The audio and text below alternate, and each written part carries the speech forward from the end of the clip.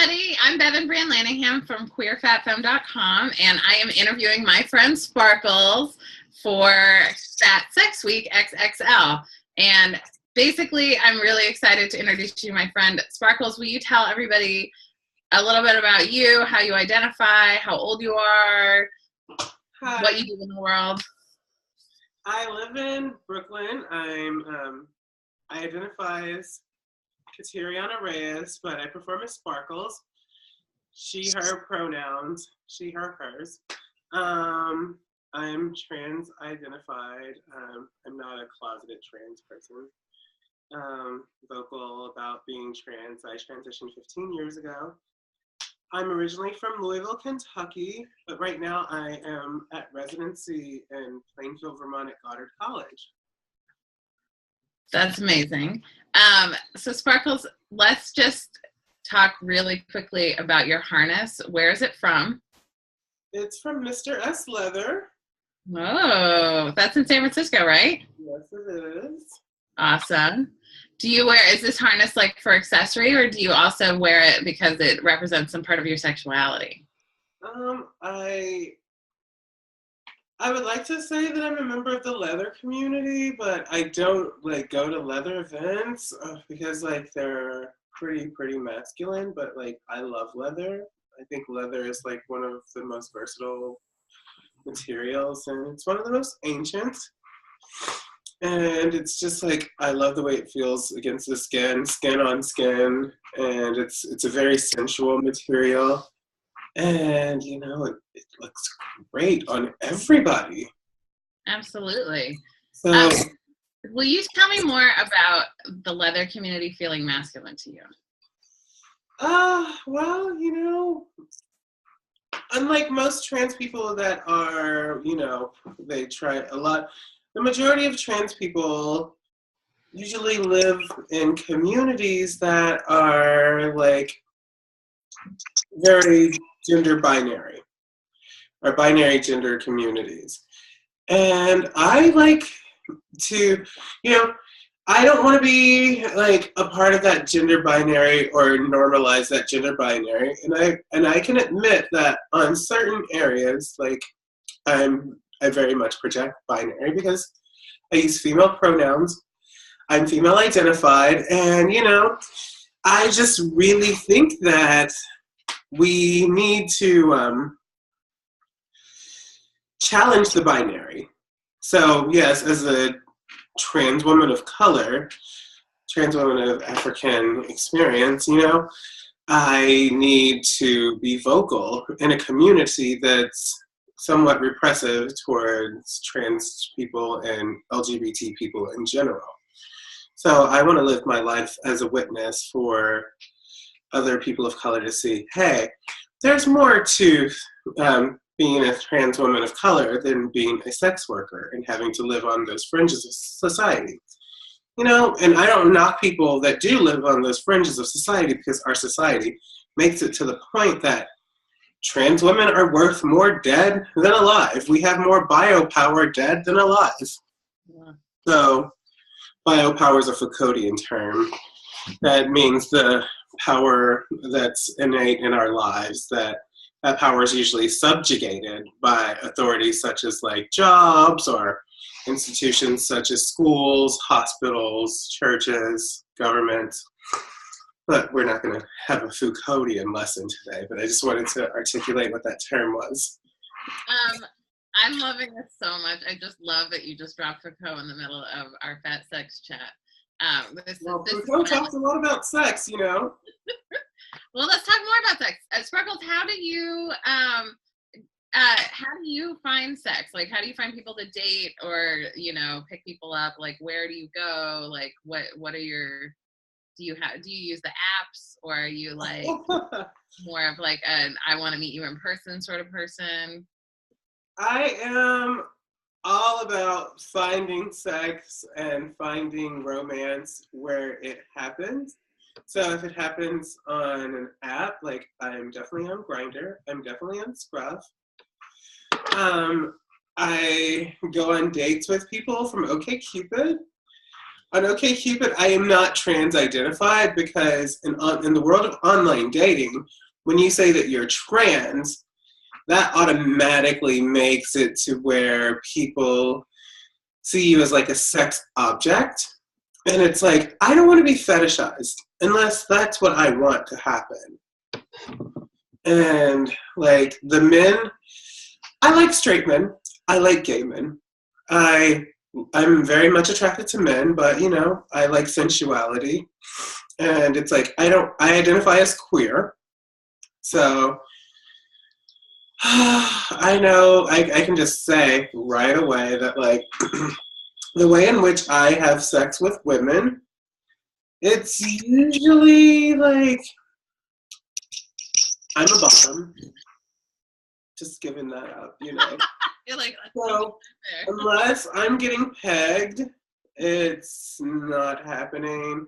But I do love making out and I love breasts, but it's like there's something about men that have this roughness or like the softness and femininity of men I think is really amazing too.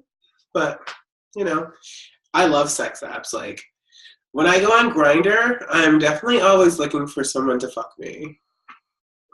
Same deal with Scruff.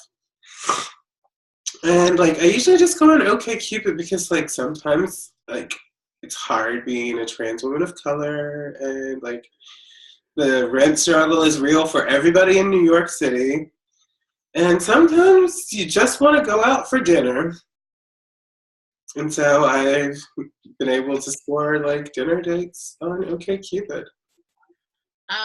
That's amazing. My friend Rachel taught me a long time ago when I was in my early days of dating that like if you are not getting dressed up, getting dinner paid for, and getting complimented, then you shouldn't be dating this person. Like that is how to approach dating as like an embodied femme. And I'm not saying like, you know, there aren't femmes out there who don't want to pay for dinner. That is totally true. And femme on femme is a thing. But it's nice to get someone to compliment you and take you out to dinner. Oh yeah. Yeah. And you know, sometimes depending on how much they spend on dinner, they might get some sex from it, you know? I don't mind trading, you know? Like, we had great conversation. Like, there was a guy that I went out with from OkCupid about a week or so ago. And it's like, I've been challenging myself to, like, go outside of my comfort zone instead of, like, talking to guys that are, like, traditionally beautiful, traditionally like hot bodies, which like, yeah, of course, I am informed by the media and most likely mainstream queer media, which is like all about jacked bodies and fitness. And as a person who is a bigger person, like, you know, sometimes I'm just like, oh, I don't like the friction of fat sex. And it's like, you know, but like, you know, this guy, he was a bigger guy, and it's like, I thought he was attractive, and like, I was like, yeah, I know that we can go out to dinner. Like, so we had great conversation, and we hooked up a little bit. Yeah. I'm not going to go into the specifics of what we did, but, you know. We can leave that to the imaginations. Sparkles, do you find, because I have found a similar interaction with people where sometimes I feel uncomfortable because they're like saying to me that they're attracted to me because of my fatness, or I'm really attracted to fat women, and like kind of making me feel like a fetish versus like a whole person. Do you feel like, I mean, I know that you said that was your experience as a trans woman, but I'm wondering if you've experienced that as a fat person as well. Like, have you experienced your size being fetishized in a similar way, or is it like? Yeah, it's like I've experienced that in a couple of ways. One of those would be, for example, when you know how people are into BBW, big beautiful women. Like whenever someone sends that to me in a message, I automatically delete that message because like I don't identify as a big beautiful woman. Like I'm more comfortable with saying that I'm fuller figured or a little bit extra. you know, but I just feel like that's very fetishizing. And it's like, I don't want to be a fetish, and especially a fetish that I don't identify with. And like BBW, it just seems like a pornographic term. I mean, it actually is a pornographic term, but I wonder, so for you, like, what advice would you give out there to someone who is used to just shooting off that, like, Tinder text that says, I love BBWs? What should they say instead? I think your body is beautiful. Or just give a compliment to their body. Like, don't call them a BBW, just, or whatever they are. Just say, I think your body is amazing. Love them for the body that they're in and don't categorize them. I think that we all could learn a lesson from not putting people in boxes that we don't know they identify in. There's definitely a great power in self-identifying. Like, to be able to self-select what your identity is, it's confirming your truth to power. And speaking your truth to power through your identity. And when someone else does that, that's taking away your power. And it's like, I'm not about someone taking away my power unless I'm looking to submit to them. With consent. Yeah. So Sparklez, you're saying that people should treat other people as human beings that are individuals and get to self-define who they are. Mm-hmm. Because like, if you're trying to hit me up and say, oh, you're a BBW, what's up? I'm going to say, nothing's up. I'm not going to respond because, like, from Grindr culture and scruff culture, online dating culture, no response is a response.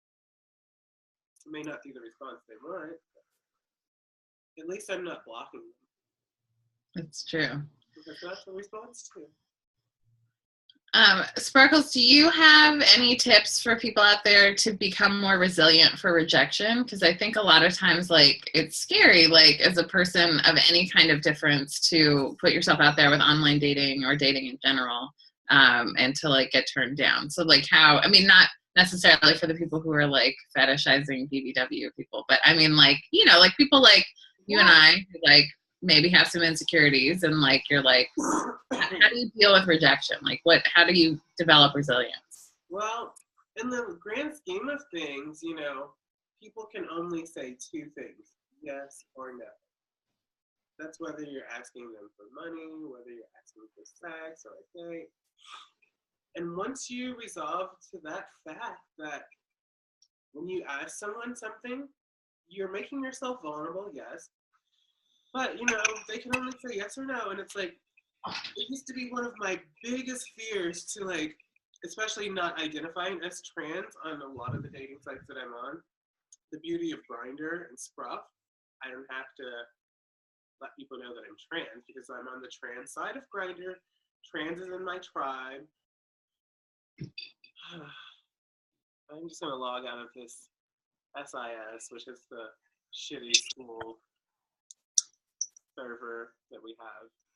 Showbiz. Mm-hmm. It's like, you know,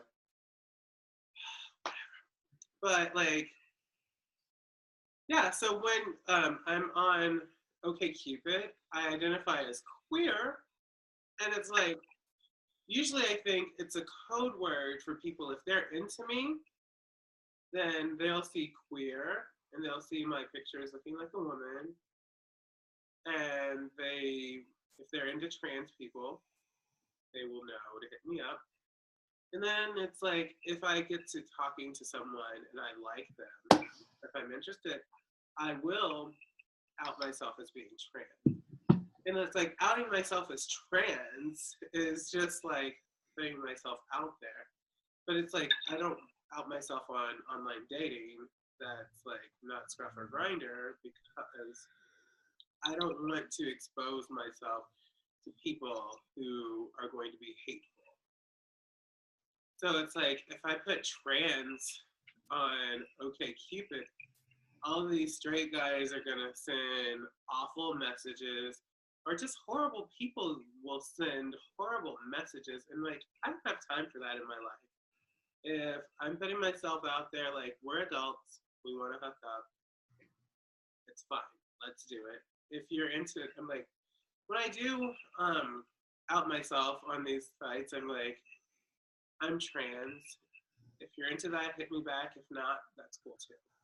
It's like, I just leave the option open.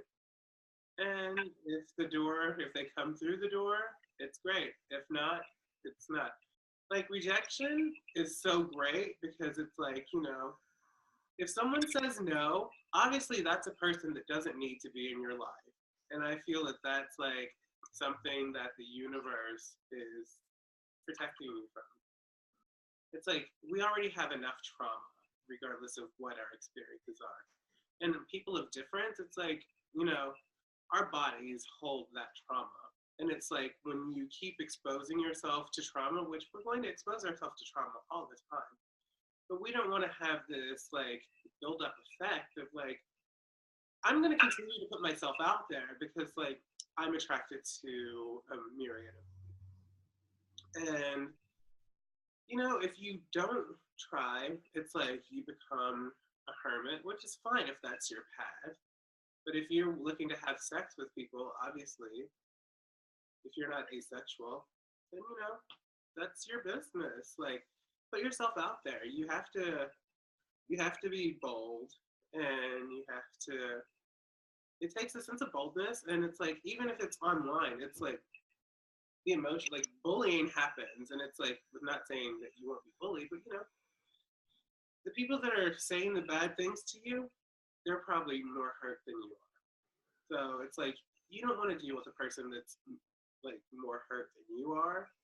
It's like, we're supposed to edify each other and build each other up, and not like, and it's like, I love like anonymous sex. It's just like, if you're in that moment, like, that's the beauty of like Scruff and Grinder. It's like, it's like you have like, it's like the microwave society. It's like, if you just want someone to come into the door, fuck you, you don't want any passion, like, you can just order that up. Like, the day of the last snowstorm in New York a couple of Mondays ago, like, there was this hot guy, we had been chatting, and he was like, so what's up? Can I come see you? I'm like, fuck yeah. He came in. He was like, you got a condom? I'm like, no. He pulled out a condom. Fuck me. Left. And before he left, he took out the trash. Like, that was just like so great. And he was like, hit me up again. I'm like, okay, that's sweet. In New York, that's no small thing. Like, if you have a flight of stairs and a bag of trash and a lot of things to do, like, taking out the trash is a gift. Well, it's like, I put the condom in my little trash bag, my trash can in my room, and I was replacing the trash bag because, like, for one, I don't really care. And it's like, a condom with semen in it, I don't want that in my trash can, so... It's so real. I was picking it up, and he was like, I'll take that out. I was like, oh, that's so sweet. Thank you. And I walked into the door, and he was like, hit me up. Hit me up. See, and that's what you get for being resilient to rejection and just continuing to put yourself out there, is that you get magical sex experiences. And it's like, you have to build yourself up, too. You can't expect someone else to build you up. The thing about being resilient is, like, you have to love yourself enough to put yourself out. So you can basically build up your resilience by building up your self-love and doing all those other things. Like you and I were talking about before we started on the call about makeup and like how that's a form of self-love, and like it's like creating your presentation to the world that matches what the inside of you says, and like, doing that. It's like almost, I feel like putting on makeup sometimes is like a form of self-worship. Oh, yeah. And it's like, and as femmes, I consider makeup as a part of our suit of armor. It's like, absolutely. It's like you put on your power suit, you put on your dress, whatever you're going to wear. And your makeup is just like that final thing. You fix your hair however you want it, and your earrings, whatever you're going to put on. And it's just like, you put on your face to the world. It's like, this is my power shield. You can't fuck with me. And that's that's how it is. Absolutely. Femmes forever. So Sparkles, before we wrap up, will you give our readers, watchers, listeners a sex tip or two that you have that you think makes for great sex? Well, my tips may sound very basic, but like, if you're gonna play in the back door and you're not into like stepping in mud, make sure you clean out. Like, How do you clean out? Do you use an enema, or are you like diligent? I prefer a shower douche. You prefer what? Shower douche. A shower douche. Okay. Mm-hmm. And it's. I just wish that we had bidets in the United States. More bidets, like it would cut down on toilet paper usage and like. But like, you can go to the drugstore and get a Fleet. I always dump the liquid out. Like, you know, insert water up there and squeeze it out until it comes out clean. Amazing. In the shower. No, just even if no, just I wouldn't want to put fecal matter in the tub. Oh. I just do it over the toilet. You do it over the toilet. So you use a shower douche. Bend over and get in a nice position, like on your back, and just insert it in yourself and squeeze the water. And like, I don't like using the solution because it's a laxative solution. So yeah, that's gonna defeat the purpose. You're trying to just flush the poop out of the anus. And so, like, one of my friends used to work at the Pleasure Chest, and I'm not going to name them, but they'll obviously know this thing. They say, poop doesn't live in your anus, it only passes through. So you're just flushing it out. You're doing a rinse inside. Wise words. Yeah. Sparkles, thank you so much for chatting with me. This was really delightful. I'm so excited to introduce you to all these other people I know in my life who I love, and I love you, and I want everyone to know you. So people can find you. You're a DJ in Brooklyn. Mm-hmm. I'm on Mixcloud. If you go to Mixcloud and search for DJ Sparklez, Sparklez. L-E-Z. Bevin will have the links on there. I'll put them. I'm a resident DJ at Do You Like Disco, which happens on the last Thursday of each month at Metropolitan, 559 Lorimer in Williamsburg. I perform in random places as a soprano. I'm a classically trained soprano. And I also do some pop singing, and I'll probably get to working on some more hip hop stuff. Oh, yay. And more writing, because you're just such an amazing writer too. And you have so many great things to say. And yeah, definitely. I enjoyed speaking to you today, Bevin. Thanks for Awesome. I love you so much, Sparkles. You too. Bye-bye.